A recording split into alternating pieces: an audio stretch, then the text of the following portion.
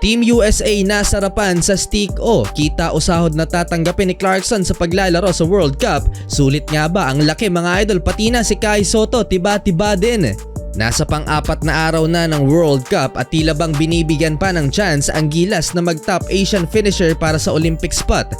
Ito na lang ang pinaglalabanan ngayon ng mga Asian teams dahil talo lahat ng mga kuponan mula sa Asia sa Day 4. Unahin na natin ang China na tinambakan ng World Cup debutant na South Sudan 89-69. Anyari sa Dragons at pinagtatambakan lang ngayong World Cup. Kulang ang 22 points ni Lee Kyer o Kyle Anderson. Bumitaw kasi ng 15 3-pointers ang South Sudan para tambakan ng China. Muntik pang makasilat ang Jordan sa New Zealand dahil kay RHJ pero kinapos pa rin sa overtime mga idol 95-87. Ang Iran naman mga idol tinalo din ng Ivory Coast 71-69.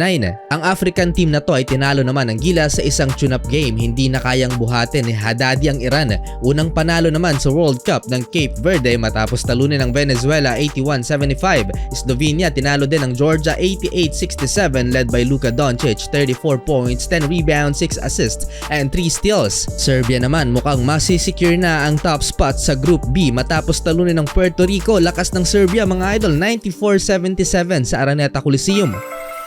Isa din sa dapat bantayan ng Spain dahil dinodumi na ngayon nila ang Group G sa Indonesia 96-78 para talunin ng Brazil. At panghuli ang Team USA, solid ang nabuong kuponan ng US at kumpleto Ricados mga idol from shooters, two-way players at solid shot blockers. Mukhang may kalalagyan ng mga top teams na makakaharap ng mga Americans. Si Anthony Edwards trending sa pagsagot niya nang sigaw sa isang fan na sumubok i-distract siya sa free throw.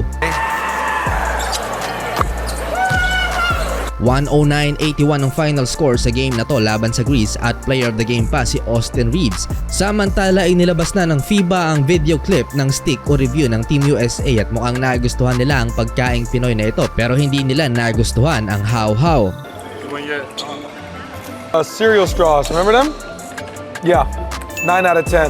8.5. I'll give these a good 9. I might need another one of these just to Tungkol naman sa Gilas Pilipinas, sulit nga ba ang bayad kay Clarkson at Kai Sotto? Well, ayon sa sports website na fastbreak.com.ph, mula daw sa kanyang source, kikita ng $1 million si JC for a minimum of 5 games. Para sa Gilas, wala pang insurance yan. Halos 56 million pesos yan na patak sa 11 million pesos per game. Limpak-limpak na pera, isama mo pa ang shoe deal niya sa Anta Philippines. Big time na naman si Kabayan. Ang isa pa sa may malaking kikitain reportedly ay si Kai Sotto. Humingi di umano ng $400,000 contract ang kampo ng 7-footer center sa SBP para maglaro sa World Cup. Pero di kumpirmado kung eto talaga ang napagkasunduan o baka negotiable pa. Katumbas yan mga idol ng 22 million pesos. Sulit nga ba o nag-aksaya lang ng pera ang SBP kay Kai? Pero kasi malaki ang dalang market ni JC para mas panoorin pa ang bawat game ng Gilas. Kaya for me Clarkson, it's a win-win situation para sa SBP at sa kanya. Yan ay kung business ang usapan mga idol.